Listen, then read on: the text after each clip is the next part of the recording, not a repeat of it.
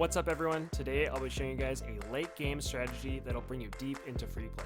Free play mode is a great choice for obtaining the Sapper, Bloon Master Populous, and Super Bad achievements due to the high amount of bads, fortified balloons, and high HP MOABs in this mode.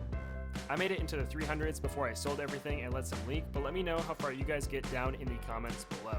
To start off, we're going to load into logs on easy with Brickle as our hero and start making money as fast as we can. I opted for 5 420 banana farms and 1 520 banana factory, but you guys can generate cash however you want.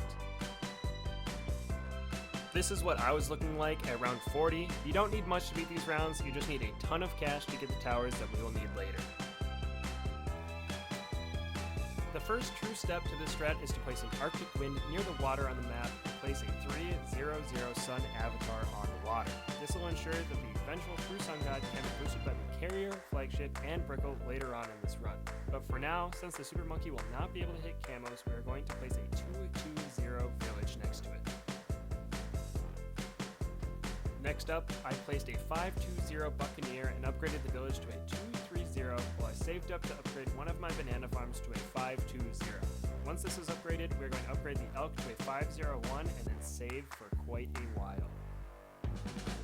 Next up, we are going to prepare for the Vengeful True Sun God. If you don't know how to get this, I will link another video in the comments and as a card up top.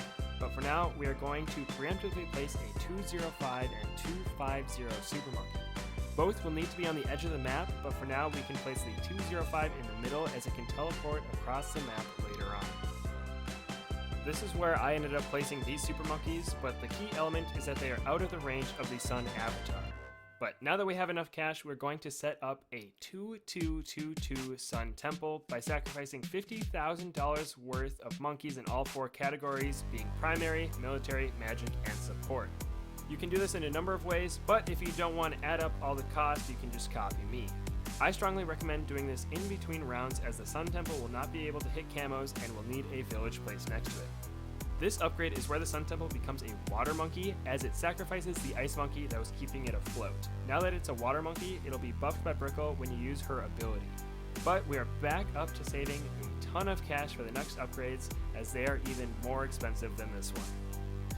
Next up, we're going to upgrade this guy into a 2222 Vengeful True Sun God, meaning that we're going to sacrifice another 50k worth of monkeys in each category, while placing our other super monkeys out of its range. This will produce the most damaging tower in the game that'll carry us deep into free play. After this, we're going to place a 501 Alchemist in a 250 village just to the left of it, making it that much stronger as we save for our next few towers. Next up, we're going to be placing as many 2222 Sun Temples as we can around the map. Be very careful as to not sacrifice your True Sun God, as that would be a complete waste. I upgraded all these Sun Temples mid-round, so if I did accidentally eat my Sun God, I could exit to home and load back in where I was. Another tip is to build a 040 Helipilot so you can transport your Permabrew Alchemist around the map so it can buff every tower. Another thing to be wary of is that the Sun God makes everything less expensive, so you need to place more towers to hit the 50k minimum to upgrade these Sun Temples to 2222s.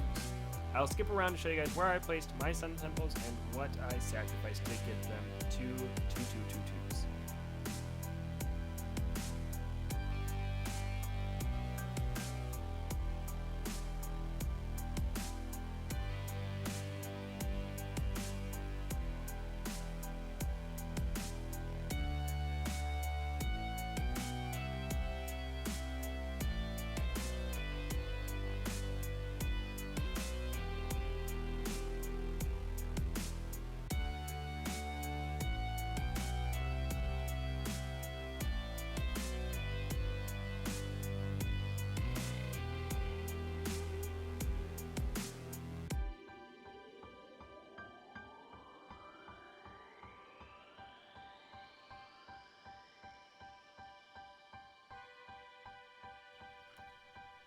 Now that we have 2 Sun Temples on the right placed, I put down a pool just to the right of the True Sun God.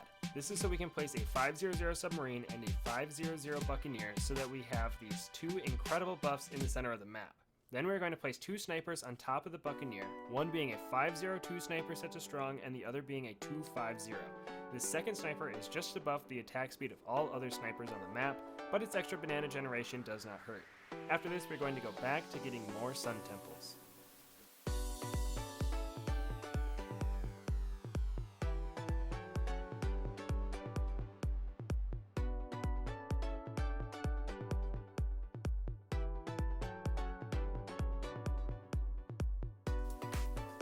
Now that we have 4 sun temples around the map, we are going to place 2 140 villages in the center. This will ensure full uptime of the extra attack speed from their abilities. Then we are going to get a 050 ninja and 2 040 ninjas, so that we can constantly be slowing down balloons on screen. On top of this, we are going to place down a 050 glue gunner to slow balloons even more.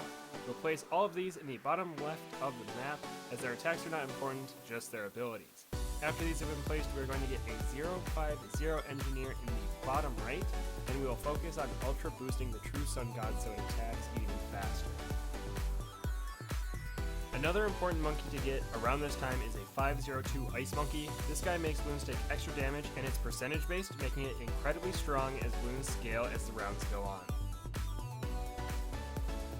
Now that we have all of these towers upgraded and their abilities available, we can set up some tech bots. This next part is optional, but I strongly recommend it. Unfortunately, it needs to be done mid-round, and since we're on such a high round, my video is going to be pretty bad, but bear with me. Each of these tech bots automatically triggers abilities, so you don't have to. Now we are going to want to automatically trigger Brickle, Ultra Boost, and Glue Storm freely, but the others require some timing. You're going to want to tech bot the 250 village first, then once its cooldown is 1/3 of the way finished, use a tech bot on the first 140 village. And once the first village's cooldown is 2/3 complete, use a tech bot on the final 140 village. If timed correctly, one of the village's ability will always be going, making your towers attack very fast all the time. Do the same thing for the ninja monkeys, so all the balloons move slower all the time, and you are good to go.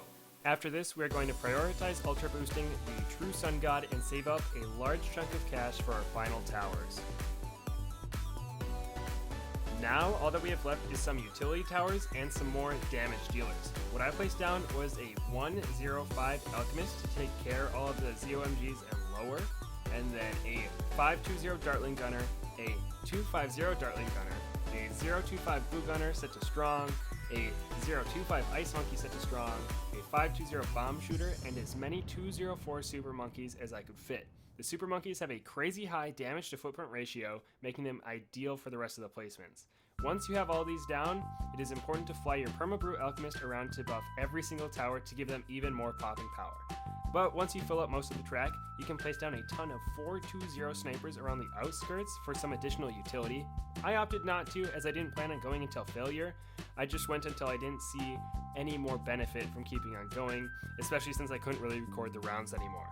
But I will skip ahead to round 300 to show you guys what all I had placed. But that is all I have for you guys today. I hope you enjoyed my late game guide. It should help you guys get those 3 annoying achievements, as I popped over 5 billion balloons in this run, and have some fun in the meantime.